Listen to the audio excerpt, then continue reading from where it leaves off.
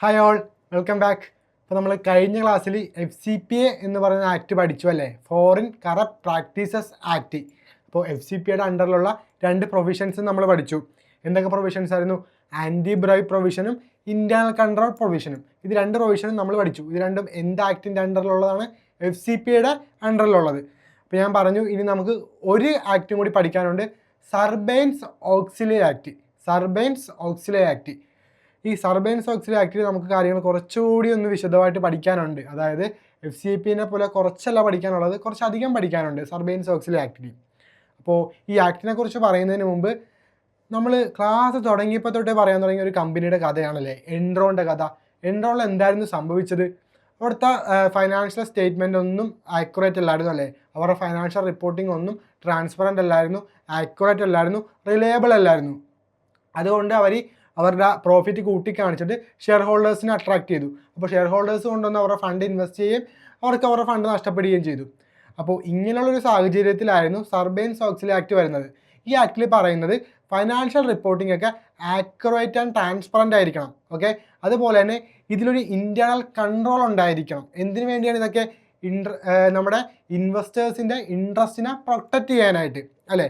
സർബൈൻസ് Oxley act അപ്പോൾ എന്താണ് പറയുന്നത്? നമ്മുടെ ഫൈനാൻഷ്യൽ റിപ്പോർട്ടിങ്ങിൻ്റെ പുറത്ത് ഒരു കൺട്രോൾ വേണം, ഒരു ഇൻറ്റേർണൽ കൺട്രോൾ വേണം. എന്തിന്? അത് റിലയബിൾ ആയിട്ടും ട്രാൻസ്പെറൻ്റ് ആയിട്ടും ആക്യുറേറ്റും ആയിട്ടൊക്കെ കീപ്പ് ചെയ്യാനായിട്ട്. ഓക്കെ, അപ്പോൾ സർബൈൻസ് ഓക്സിലറി ആക്ടിൻ്റെ കീഴിൽ നമുക്കൊരു 4 ടൈറ്റിൽസ് പഠിക്കാനുണ്ട്.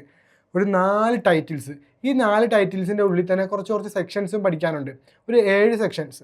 അപ്പോൾ 4 ടൈറ്റിൽസും ആ ടൈറ്റിൽസിൻ്റെ ഉള്ളിലുള്ള ഒരു 7 സെക്ഷൻസുമാണ് നമുക്ക് സർബൈൻസ് ഓക്സിലറി ആക്ടിൽ ഡിസ്കസ് ചെയ്യാനുള്ളത്. ഓക്കെ, നമ്മുടെ ഫസ്റ്റ് ടൈറ്റിൽ, അതായത് സർബൈൻസ് ഓക്സിലറി ആക്ടിൻ്റെ അണ്ടറിലുള്ള ഫസ്റ്റ് ടൈറ്റിലാണ് PCAOB, public company accounting oversight board. ഒരു പുതിയ ടൈമാണല്ലേ PCAOB. അതായത് ഇപ്പോൾ നമ്മുടെ ഒരു പബ്ലിക് കമ്പനി ആണെങ്കിൽ പബ്ലിക് കമ്പനീനെ പുറത്ത് നിന്നും എക്സ്റ്റേണൽ ഓഡിറ്റേഴ്സ് വന്ന് ഓഡിറ്റ് ചെയ്യുമല്ലേ, നമ്മുടെ CA-ക്കാരോ CPA-ക്കാരോ ഒക്കെ വന്ന് ഓഡിറ്റ് ചെയ്യും, വേറെ പുറത്തുനിന്നുള്ളൊരു ഓഡിറ്റിംഗ് ഫേം. അപ്പോൾ ഈ ഓഡിറ്റിംഗ് ഫേമുകളുണ്ടല്ലോ, ഇവരുടെ ബോർഡിനെയാണ് PCAOB എന്ന് പറയുന്നത്. അതായത് ഒരു ഓഡിറ്റിംഗ് ഫേമിന് ഒരു പബ്ലിക് കമ്പനീനെ ഓഡിറ്റ് ചെയ്യണമെങ്കിൽ ഈ ഓഡിറ്റിംഗ് കമ്പനി PCAOB എന്ന് പറയുന്ന ബോർഡിൽ രജിസ്റ്റർ ചെയ്തിരിക്കണം. അപ്പോൾ ഓഡിറ്റിംഗ് കമ്പനീസിൻ്റെ ബോർഡാണ് എന്ത്? PCAOB. ഇത് ഏത് കമ്പനീസിനെ ഓഡിറ്റ് ചെയ്യുന്ന ഓഡിറ്റിംഗ് കമ്പനികൾക്ക് വേണ്ടിയുള്ളതാണ്? പബ്ലിക് കമ്പനീസിനാണ്. പ്രൈവറ്റ് കമ്പനിക്ക് വേറൊരു ബോഡിയാണ് AICPA എന്ന് പറയും. ഓക്കെ, ഇത് പബ്ലിക് കമ്പനിയുടേതാണ് PCAOB. ഓക്കെ, അപ്പോൾ നമുക്കിതിൽ എന്താ പറയണമെന്ന് നോക്കാം. To protect the interest of investors, public auditors are works to enhance public confidence. They are working independent അല്ലേ. അതായത് പുറമേ നിന്ന് ഒരു ഓഡിറ്റർ നമ്മുടെ കമ്പനിയിൽ ഓഡിറ്റ് ചെയ്യാൻ വേണ്ടി വരുമ്പോഴേക്കും നമ്മുടെ ഇൻവെസ്റ്റേഴ്സിൻ്റെ ഇൻട്രസ്റ്റ് അല്ലേ, ഇൻവെസ്റ്റേഴ്സിന് ഒരു കൺസേൺ ഉണ്ടാവും. അതായത് ലൈക്ക് ഇവർ കൃത്യമായിട്ടാണോ ഓഡിറ്റ് ചെയ്യുന്നത്, ഇവർ ഇൻഡിപെൻഡൻ്റ് ആണോ എന്നൊക്കെ. പക്ഷേ PCAOBയിൽ രജിസ്റ്റർ ചെയ്തിട്ടുള്ള എല്ലാ ഓഡിറ്റ് കമ്പനീസും PCAOB പറയുന്ന സ്റ്റാൻഡേർഡ്സിൻ്റെയൊക്കെ ബേസിസിലായിരിക്കും ഓഡിറ്റ് ചെയ്യുക. അപ്പോൾ ഷെയർ ഹോൾഡേഴ്സിന് ലൈക്ക് ഒരു കോൺഫിഡൻസ് ഉണ്ടാകും, ഓക്കെ, ആക്യുറേറ്റ് ആയിട്ടാണ്, റിലയബിൾ ആയിട്ടാണ് ഓഡിറ്റിംഗ് ഒക്കെ നടക്കുന്നതെന്ന്. അപ്പോൾ അതാണ് PCAOBയുടെ ലൈക്ക് ഡെഫിനിഷൻ.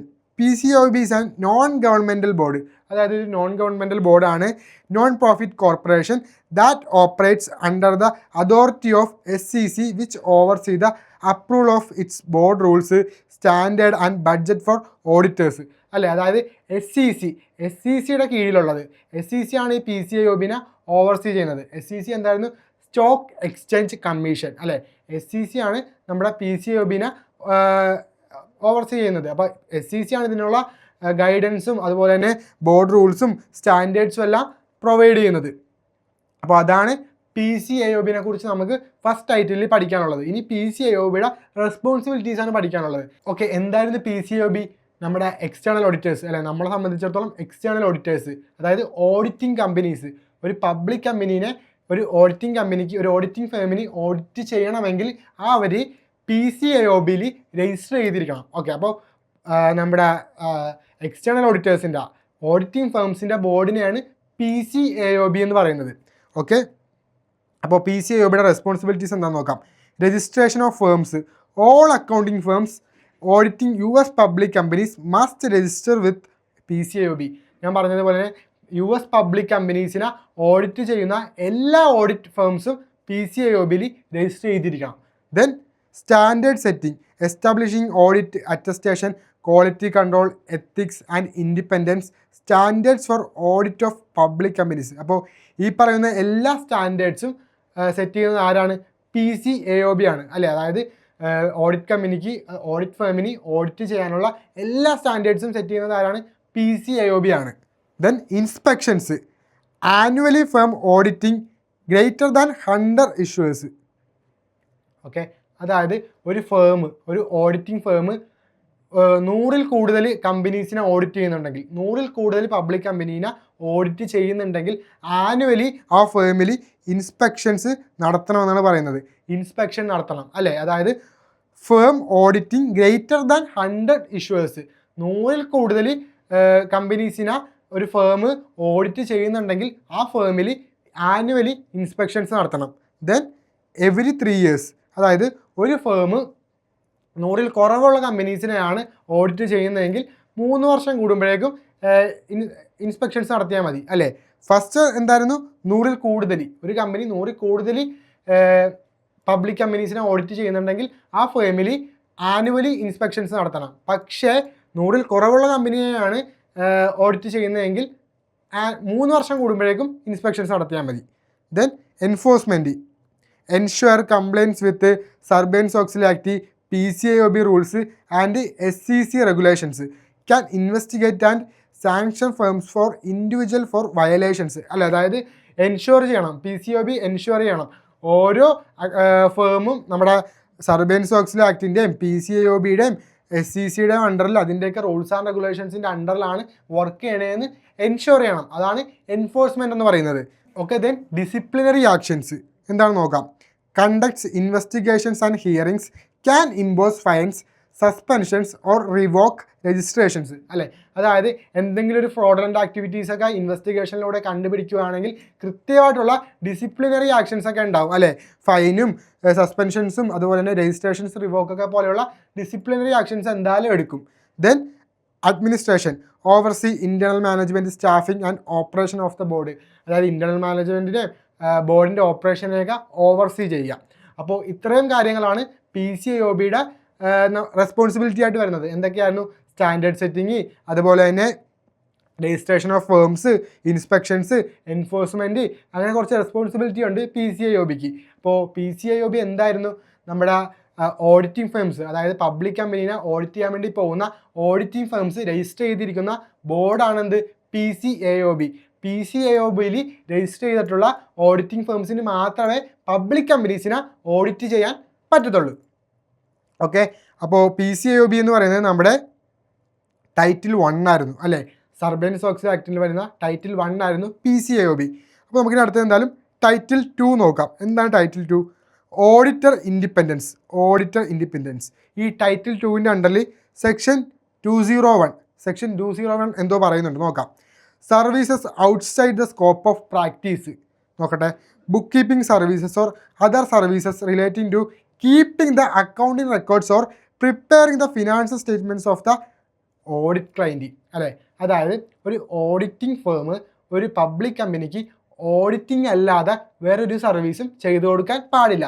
ഇനി അങ്ങനെ എന്തെങ്കിലും ഒരു സർവീസ് ചെയ്ത് കൊടുക്കുന്നുണ്ടെങ്കിൽ ആ ഓഡിറ്റിംഗ് ഫേം ആ കമ്പനിയിൽ ഓഡിറ്റ് ചെയ്യാനും പാടില്ല. ഓക്കെ, കൺഫ്യൂഷൻ ആയോ? ഇത്രയേ ഉള്ളൂ. അതായത് നമ്മൾ ലൈക്ക് ഓഡിറ്റേഴ്സ്, അതായത് ഒരു ഓഡിറ്റ് ഫേമിൻ്റെ ജോലി എന്ന് പറയാനായിട്ട് ഓഡിറ്റിംഗ് മാത്രമല്ല, ഇയർലിയുള്ള ഓഡിറ്റിംഗ് മാത്രമല്ല, അവർ ഓരോ കമ്പനീസിലും ബുക്ക് കീപ്പിംഗ് ഒക്കെ പോലെയുള്ള സർവീസ് ചെയ്ത് കൊടുക്കാറുണ്ട്. ഓക്കെ, അപ്പോൾ അങ്ങനെ സർവീസ് ഒരു കമ്പനിക്ക് ചെയ്ത് കൊടുക്കുന്നുണ്ടെങ്കിൽ ആ കമ്പനിയിൽ ഓഡിറ്റ് ചെയ്യാൻ വേണ്ടി പാടില്ല.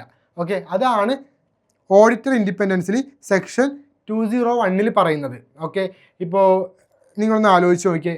അതായത് എനിക്കൊരു ഓഡിറ്റിംഗ് ഫേം ഉണ്ട്, ഞാനൊരു കമ്പനിയുടെ ബുക്ക് കീപ്പിംഗും ചെയ്യുന്നുണ്ട്, ഇയർലി ആ കമ്പനിയുടെ ഓഡിറ്റിംഗ് ചെയ്യുന്നുണ്ട്. എങ്ങനെ ഉണ്ടാവും? അതായത് ഞാൻ തന്നെ റെഡിയാക്കിയ, ഞാൻ തന്നെ പ്രിപ്പയർ ചെയ്ത ഫൈനാൻഷ്യൽ സ്റ്റേറ്റ്മെൻറ്റ്സ് ഞാൻ തന്നെ ഓഡിറ്റ് ചെയ്യുന്നു. ഓക്കെ, അത് റിലയബിൾ ആണോ? അല്ല. അപ്പോൾ അതങ്ങനെ ചെയ്യാൻ വേണ്ടി പാടില്ല. അപ്പോൾ എന്തൊക്കെ കാര്യങ്ങളാണ് ഇവിടെ ചെയ്യാൻ പാടില്ലെന്ന് പറഞ്ഞിട്ടുണ്ട്.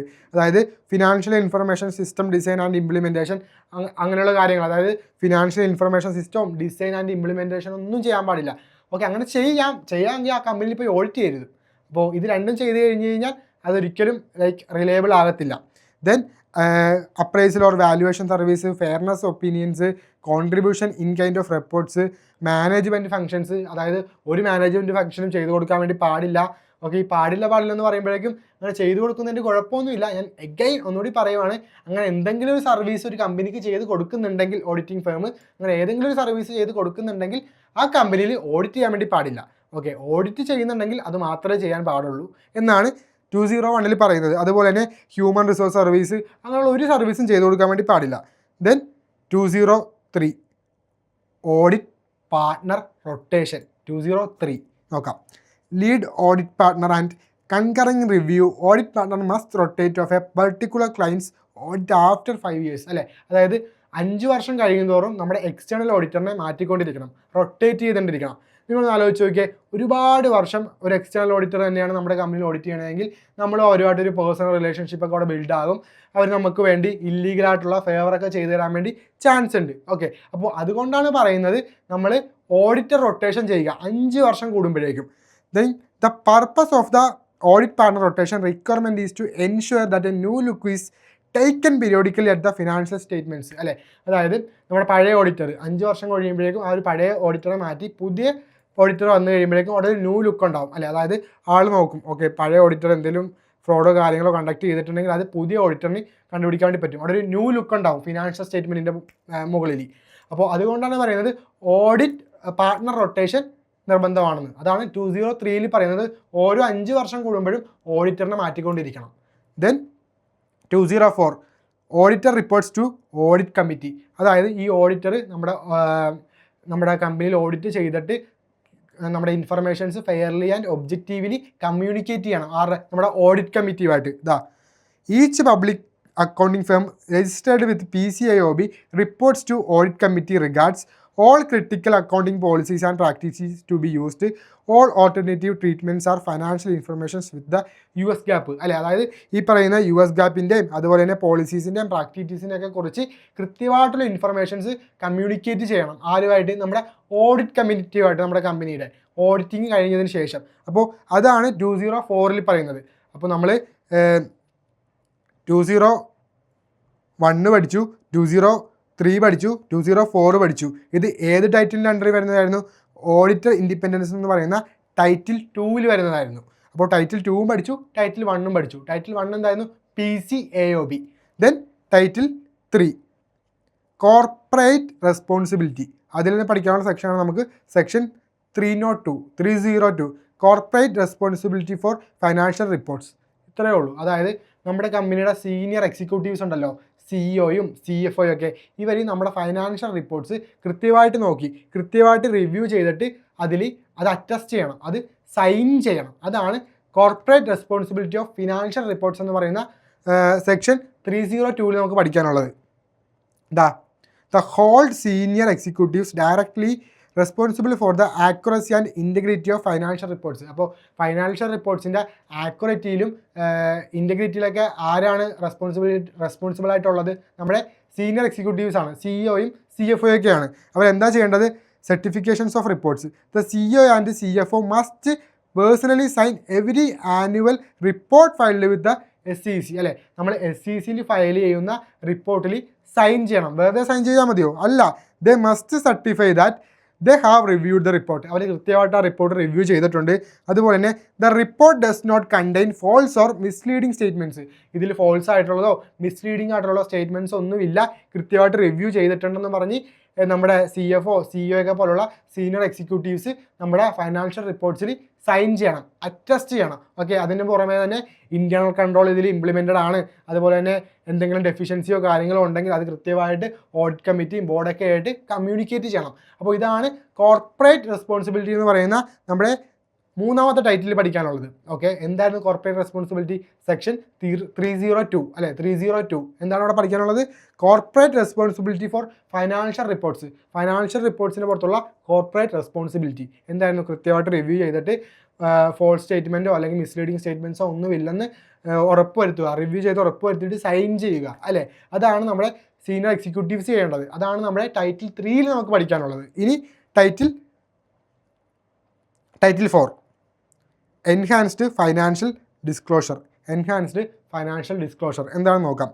Management assessment of internal control over financial reporting. അതായത് നമ്മുടെ ഫൈനാൻഷ്യൽ റിപ്പോർട്ടിൻ്റെ പുറത്ത് എത്രത്തോളം ഇൻറ്റേർണൽ കൺട്രോൾ ഉണ്ടെന്ന് നമ്മൾ അളക്കുന്നു, നമ്മൾ അസസ് ചെയ്യുന്നു അല്ലേ. അതായത് ഫൈനാൻഷ്യൽ സ്റ്റേറ്റ്മെൻറ്റിൻ്റെ ഫൈനാൻഷ്യൽ റിപ്പോർട്ടിൻ്റെ പുറത്ത് മാനേജ്മെൻറ്റ് ഇൻറ്റേർണൽ കൺട്രോൾ എത്രത്തോളം ഉണ്ടെന്ന് അസസ് ചെയ്യുന്നതാണ് നമുക്ക് ഈ സെക്ഷൻ 404 പഠിക്കാനുള്ളത്, എൻഹാൻസ്ഡ് ഫൈനാൻഷ്യൽ ഡിസ്ക്ലോഷർ.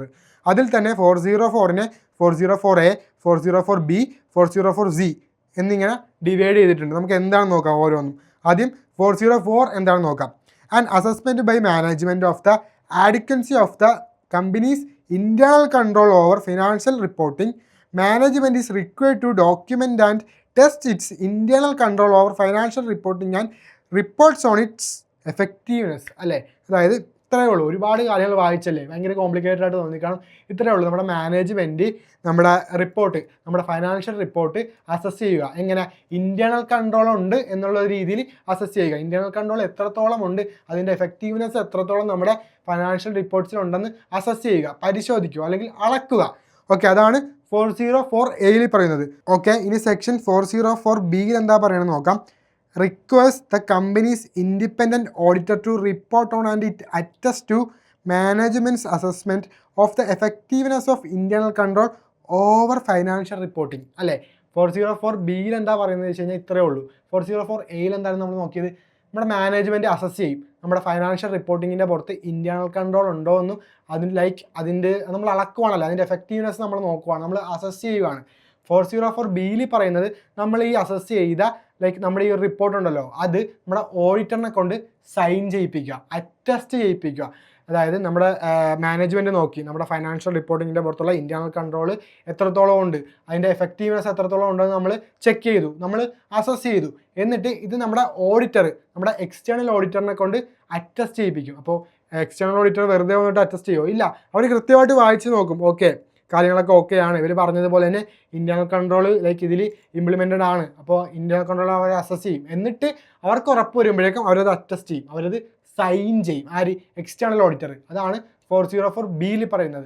ഒന്നുകൂടി പറയാം, 404Aയിൽ എന്തായിരുന്നു? നമ്മുടെ മാനേജ്മെൻറ്റ് അസസ് ചെയ്യും, നമ്മുടെ ഫൈനാൻഷ്യൽ റിപ്പോർട്ടിങ്ങിൻ്റെ പുറത്തുള്ള ഇൻറ്റേർണൽ കൺട്രോൾ അസസ് ചെയ്യും, അല്ലേ, പരിശോധിക്കും. ഇപ്പോൾ 404Bയിൽ എന്തായിരുന്നു? നമ്മുടെ ഈ മാനേജ്മെൻറ്റ് അസസ് ചെയ്തിട്ടുള്ള നമ്മുടെ ഈ ഫൈനാൻഷ്യൽ റിപ്പോർട്ട് നമ്മുടെ ഓഡിറ്റർ സൈൻ ചെയ്യും, നമ്മുടെ എക്സ്റ്റേണൽ ഓഡിറ്റർ സൈൻ ചെയ്യും, കൃത്യമായിട്ട് റിവ്യൂ ചെയ്തിട്ട് സൈൻ ചെയ്യും. ഓക്കെ, അടുത്തത് സെക്ഷൻ 404Gയിൽ എന്താ പറയണമെന്ന് നോക്കാം. Provides a section 404B does not apply to non accelerator filers. അതായത് നമ്മൾ 404Bയിൽ പറഞ്ഞല്ലോ, നമ്മുടെ ഫൈനാൻഷ്യൽ റിപ്പോർട്ടിംഗ് റിവ്യൂ ചെയ്തിട്ട് നമ്മുടെ ഓഡിറ്റർ അതിൽ അറ്റസ്റ്റ് ചെയ്യണം, ഓഡിറ്റർ സൈൻ ചെയ്യണമെന്ന് നമ്മൾ പറഞ്ഞു. ഇത് നോൺ ആക്സിലറേറ്റഡ് ഫൈലേഴ്സിന് ബാധകമല്ല എന്നാണ് 404Cയിൽ പറയുന്നത്. അപ്പോൾ ആരാണ് നോൺ ആക്സിലറേറ്റഡ് ഫൈലേഴ്സ്? ഇത്രേ ഉള്ളൂ. അതായത് നമ്മുടെ കമ്പനിയുടെ ഇക്വിറ്റി 75 മില്യണിൽ താഴെയാണെങ്കിൽ അവരെയാണ് നോൺ ആക്സിലറേറ്റഡ് ഫൈലേഴ്സ് എന്ന് പറയുന്നത്. അപ്പോൾ ആരാണ് ആക്സിലറേറ്റഡ് ഫൈലേഴ്സ്?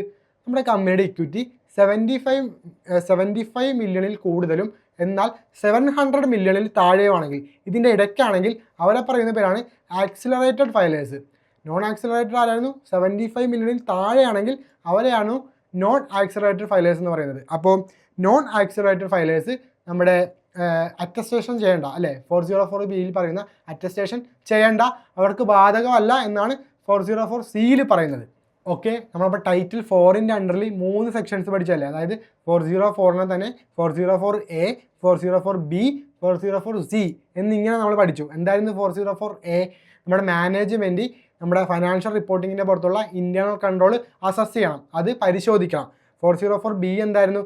നമ്മുടെ ഫൈനാൻഷ്യൽ റിപ്പോർട്ട്സ് നമ്മുടെ ഓഡിറ്റേഴ്സ്, നമ്മുടെ എക്സ്റ്റേണൽ ഓഡിറ്റേഴ്സ് റിവ്യൂ ചെയ്തിട്ട് അത് അറ്റസ്റ്റ് ചെയ്യണം, അത് സൈൻ ചെയ്യണം. 404C എന്തായിരുന്നു? നോൺ ആക്സിലറേറ്റഡ് ആയിട്ടുള്ള ഫൈലേഴ്സിന് ഈ അറ്റസ്റ്റേഷൻ ബാധകമല്ല. ഇനി നമുക്ക് ഒരു സെക്ഷൻ കൂടി പഠിക്കാനുണ്ട്, ഒരു ചെറിയ സെക്ഷൻ കൂടി പഠിക്കാനുണ്ട്. 404(7) എന്താണെന്ന് നോക്കാം. Disclosure of audit committee financial expert. ഇത്രയേ ഉള്ളൂ. അതായത് നമ്മുടെ ഓഡിറ്റ് കമ്മിറ്റിയിൽ അറ്റ്ലീസ്റ്റ് ഒരാളെങ്കിലും ഫൈനാൻഷ്യൽ എക്സ്പേർട്ട് ആയിരിക്കണമെന്ന് നമ്മൾ പറഞ്ഞിട്ടുണ്ടല്ലേ. എന്താണ് ഈ ഫൈനാൻഷ്യൽ എക്സ്പേർട്ട് എന്ന് പറയുന്നത്? അതായത് ജസ്റ്റ് ഒരു ഫൈനാൻഷ്യൽ സ്റ്റേറ്റ്മെൻറ്റ് നോക്കി വായിക്കാൻ അറിയാവുന്ന ഒരാളല്ല.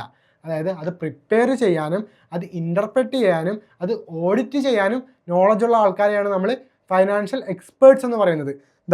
At least 1 member must be financial expert, knowledge of GAAP, internal control and audit process അല്ല, അതായത് ഗ്യാപ്പിലും ഇന്റേണൽ കൺട്രോളിലും ഓഡിറ്റ് പ്രോസസ്സിലൊക്കെ നോളജ് ഉള്ള ഒരാളെയാണ് നമ്മൾ ഫൈനാൻഷ്യൽ എക്സ്പേർട്സ് എന്ന് പറയുന്നത്. അപ്പോൾ അങ്ങനെ ഒരു ഫൈനാൻഷ്യൽ എക്സ്പേർട്ടെങ്കിലും ഉണ്ടായിരിക്കണം നമ്മുടെ ഓഡിറ്റ് കമ്മിറ്റിയിൽ നിന്നാണ് 407 പറയുന്നത്.